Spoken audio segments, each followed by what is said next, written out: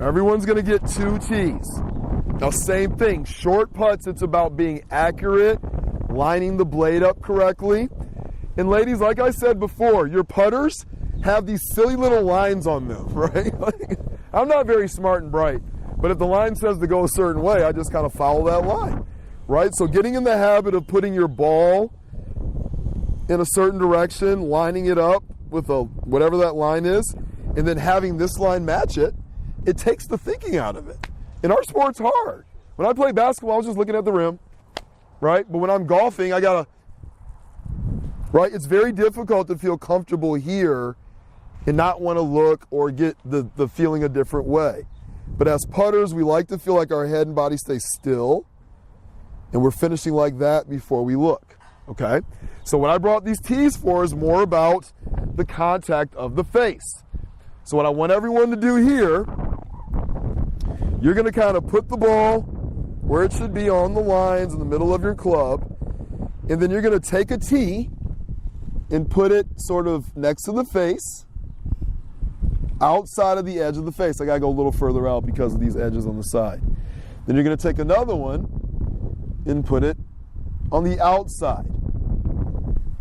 Try to be as close as you can because I want you to practice your accuracy.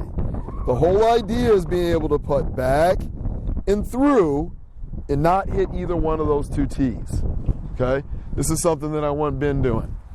He's not very good at putting. You can tell him I said that. He's like getting so much better and everything, but he 4-putts all the time. And let me tell you, ladies, 4-putts are not good. Just like our little game, I would say each hole is a 2-putt par. We should try to putt 2 times on every hole at the most.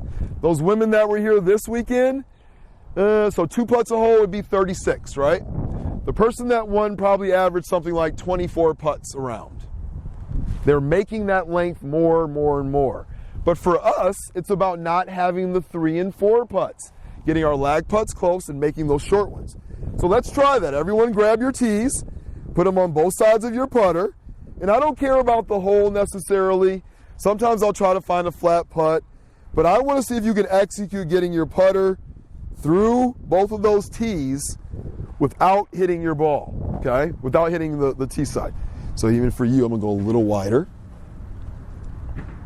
This is more for me, making an adjustment. And what I want you to do, think about your putter blade.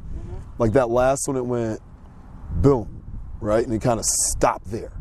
We want that blade to go back and through the same distance. Okay. That's what kind of helps with like kind of a calmer roll where it's not so aggressive. Right. But a lot of times if we pop into it, it'll take off a little bit more. Okay. So just think about the stroke being a little more even and even. And this is where I putting is a weird one because I don't want to restrict anybody.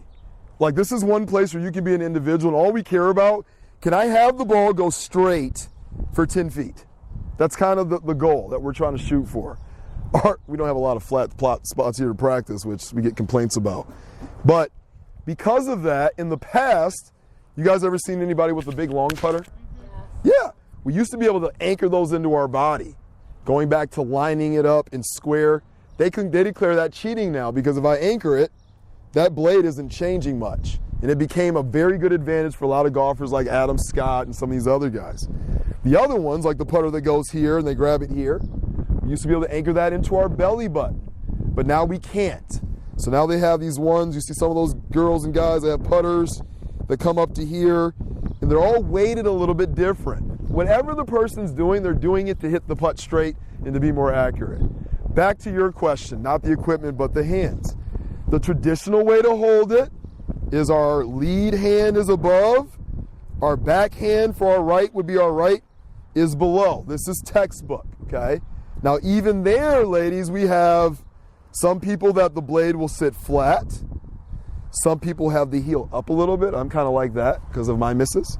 Some people have the toe up in the air and their hands low like a Tony Finau, okay? So we see all those differences. I'm going to tell all of you guys, I want that thing flat because it's the best way to be accurate. Now to your question, sorry. So that's normal. We see some people that do this. People that really release the putter, we're not trying to use a lot of wrist and release. Sometimes if we switch this way, that doesn't break down as easy, and it stays firmer through the stroke. So a lot of people, it's called left hand low, they call it, right? Or lead hand low. So we see a lot of that. What you're talking about is also like that. It puts the left hand in control, and this right hand that wants to overact, sometimes they'll take it and flip it up and kind of make a little claw, like they're almost like a little gun there, boom. And you're kind of keeping that together in one way or another as you set up. Okay, I always like to have my finger more like that, right? But the whole idea is that this is in a position where if I roll it, it won't affect the blade. If I move it, it won't affect the blade. 1, 2. So it's called the claw grip, okay?